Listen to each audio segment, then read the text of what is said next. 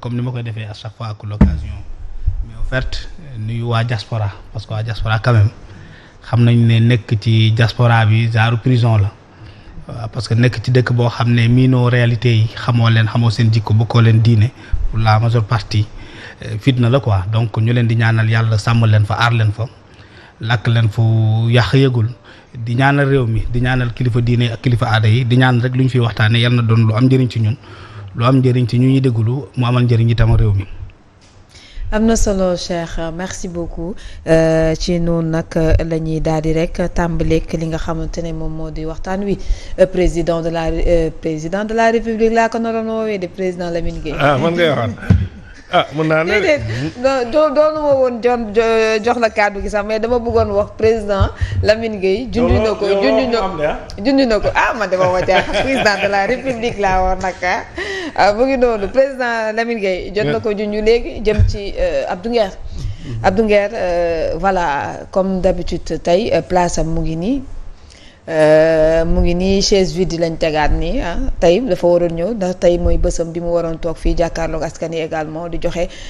li lay di gis-gisam ak xalaatam ci li nga xamante ne peut-être moom moo di doxalinu réew mi te itam ku ci nekk am nga ci cër am nga ci wàllu ndax réew mi ñëpp a ko bokk mu ngi noonu président Lamine Gueye mu ngi koy jox wax léegi tey jii nag def nañ ko li lay di mandat de dépôt boo xamante ne nag ñëpp xamoon nañ ne foofu lay jëm loolu nag moo ci gën a doy waar ci mbir mi donte itam gis nañ li nga xamante ne moom lañ koy toppee muy diffusion de fausses nouvelles boo xamante ne ki ne moom moo dugal loolu xam nañ kan la woo nañ ko ba mu ñëw wax ne xamul sax ki nga xamante ne moom moo di Abdou Nguer alors mu nekk itam lu doy waar yóbbu nit prison ci diffusion de fausses nouvelles boo xamante ne publié wu ko donc ñun ñoo ko gisandoo ñoo ko déggandoo gulet ñu koy gis itam ci li nga xamante ne moo di Sénégal ak indignation yi fu nekk la jóge ci loolu la ñuy fas yéene xuus peut-être très rapidement ma daal di jox kàddu gi ki nga xamante ne moo di Cheikh Tidiane Cheikh par rapport ak aujourd'hui ni ñu ko defee mandat de dépôt moom mii di Abdou Nguer di chroniqueur bokk fii ci émission bu Grande Gueule ban appréciation ngay def par rapport ak lu nu mel. waaw xam nga man du ma bokk ci ñiy wax Abdou Nguer Free Abdou Nguer du ma wax Free Abdou Nguer parce que jàpp naa ne tey la gën a nekk libre que bu muy nekk en dehors de la prison. parce que tout simplement buñ la tëjee ndax dëgg yi ngay wax ci ngay gën a nekk libre parce que da ngay gën a am jàmm je pense que Abdou Nguer dañ ko yóbbu rek pour mu dem noppalu parce que Abdou Nguer dafa sonn nag quand même Abdou Nguer ñoom ñoo ko yóbbu hôtel damay ñaan rek fu ñu ko yóbbu noonu nañ ko wutal néeg bu yaatu. parce que tout simplement Sénégal yëpp xam nañ ne lii benn genre yatu caay-caay bi dal ci moom la rek xam nga Abdou Nguer de la présidence de la République jusqu'à la plus petite mairie gérée par un militant de Pastef ñëpp a ko yéenee woon lii ko dal nii dañoo yàkkamti rek mën nañ def ndànk ba ñu am lu gën a leer. parce que tout simplement Abdou Nguer kese ku xam réseaux sociaux yàgg a topp les pages Facebook TikTok ak yooyu. am na lu ñuy wooyee phase fans ni dina la fan. ubbi page tuddee la ko man créé woon naa fan page Mia Guissé def tiré de fans parce que je voulais profiter de son aura bi existé lu mu génnee photo bu bees ma dugal ci compte bi lu mu woy wu neex ma dagg partagé lu mu wax ju garaaw ma dugal en un an page bi am plus de 120 000 abonnés mais bi mu amee li ma ci doon wut dama dindi tur bi delloo ko ci li ma ci doon wut mais da ngay gis fans bi Abdou kese saa loolu dafa leer maanaam moom Abdou rek lay déglu ki ubbi compte bi Abdou rek laay déglu Abdou kese laay topp loolu lay signifier du leneen maa ngi gis des gens di def ay confusion ne faux compte la wala leneen kooku fans la buy topp Abdou Nguer. fu Abdou Nguer après la ñu comprendre que ne fans la. parce que début bi sax dañoo jàppoon ne peut-être faux compte la. non bu ñu duppee woon Abdou seul fans la boo xam ne dafay topp Abdou Nguer. bu demee ci site internet yi da koy dem déglu lu mu wax li ko neex mu dagg dugal. loolu kese la mais loolu rek doyoon na pour ñu bàyyi doomu jàmbur ji mu ni ba këram maintenant ça montre que nous avons un pouvoir en faillite à tous les niveaux pouvoir boo xam ne il se trouve dans les réseaux sociaux malheureusement réseaux sociaux yi tey ñooy gouverner parce que réseaux sociaux yi TikTok Facebook ak yi si des ñoom ñooy dicter suñu autorités yi li ñuy def parce que ku ñu fi jàpp nañ la jàpp ku ñu fi jotu topp ci TikTok bi topp la ci réseaux sociaux yi topp la ci Facebook yi nañ jàpp diw dinañ la jàpp kooku nañ leen dinañ la jàpp donc bu réew demee ba tollu foofu c'est une catastrophe c'est déjà révélateur que ne ce pays là ñi ko yor nekkuñu sur les urgences de ce pays là parce que tey urgence yi du procès urgence yi tey du topp ku mel ni Abdou Nguer urgence yi tey du topp ay journalistes di leen arrêter pour des faits fallacieux tey urgence bi du nekk ci dem ci suñu commissariat yi wala dem ci cybercriminalité wala dem di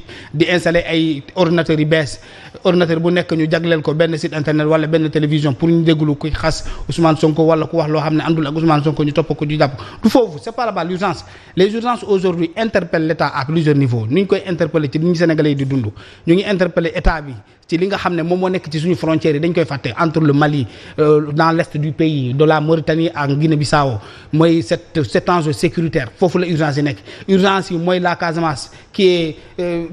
là dans une côte où les narcotrafiquants ñëpp xam nañ ne lu fa nekk avec la Guinée-Bissau urgence yi aussi aujourd'hui c'est la Guinée-Conakry avec des faux billets urgence yi aussi c'est comment protéger cette côte du Sénégal intéressée par ceux qui se trouvent au Mali au Niger au Burkina Faso foofu la urgence yi nekk urgence yi tey mooy naka la ñuy def ba Sénégalais bi nga xam ne dàq nañ ko ci liggéeyam 313 yooyu nan la ñuy def ba wutal la leneen wala dimbali leen ñu jàpp ci leneen urgence yi mooy les Sénégalais là qui sont renvoyés dans leur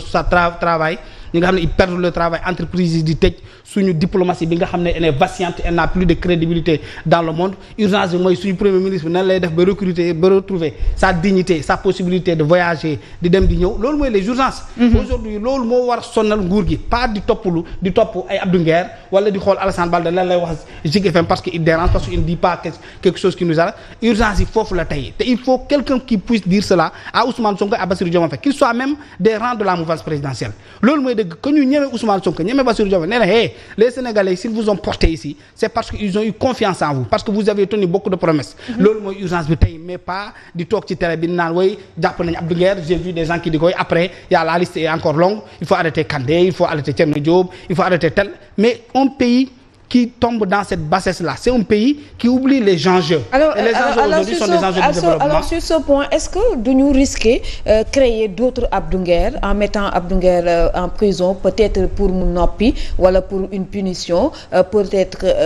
bokk na ci li tax xëy na ñu yóbbu ko ndax yaa ngi koy wax léegi ñeneen ñi ñu ngi jàpp que ne la liste des na ci ñi nga xamante ne xëy na dañuy déranger li la di projet bi. Abdou Nguer yi sax am na fi dañ leen di activer rek ñu gën a tàng ci ñoom loolu kese la. parce que y a de ces actes que l'État pose dafay créer frustration fu mu judd rek dafay créer réaction de protection lay doon réaction de xam nga sénégalais d'ailleurs ku yaakaar ne sénégalais nu mu bindoo ku xam Sénégal nu mu mel nga jàpp ne yow parce que da ngay jàpp ay nit tëj que tu vas priver le Sénégalais de sa parole de sa liberté de parole da nga xamul fu Sénégal jóge da nga xamul lan mooy histoire réew mi da nga xamul fan la Mamadou Dia jaaroon ak Léopold Sédar Senghor da nga xamul lu fi nekkoon bien avant les indépendances da nga fàtte fi Cheikh Amadou Bamba jaaroon ak tubaab yi parce que lu ñuy def ni Abdou Nguer moom la tubaab bi bëggoon jël def Cheikh Amadou Bamba privé ko de ses activités de sa liberté ñu jàpp yóbbu mais après Cheikh Bamba est devenu beaucoup plus fort. C'est après qu'on a eu la mosquée de Touba, c'est après qu'on a eu Massalikul Jinaan, c'est après qu'on a eu une confrérie beaucoup plus solide, c'est après que tous les Sénégalais mabandoo ànd ci mouridisme mu gën a am doole qui leur dit que quand Abdou Nguer sortira de là où il est aujourd'hui, il ne sera pas beaucoup plus virulent, qu'il ne sera pas beaucoup plus écouté, qu'il ne sera pas beaucoup plus contre que ce régime-là. C'est que parfois le régime moom mooy yaral boppam ay noonu moom mooy këreel boppam ay noonu am na kenn koo xam ne mu ngi fee doon déggulu Abdou Nguer jàpp njaamuram daawul def dara daawul posé benn acte tey nga jàpp Abdou Nguer yóbbu ci prison da nga koy yee fu mu nekkoon moom muy jéem a def li Abdou Nguer def boo moytu sax mu gën ko xarañ boo moytu mu gën ko virulent boo moytu mu gën ko aay ñu commencé itam ci TikTok bi parce que tey TikTok bi am na ay télévisions yu bëri mu ngi fi moo leen ëpp doole am na ñoo xam ne dañoo yor seen page Facebook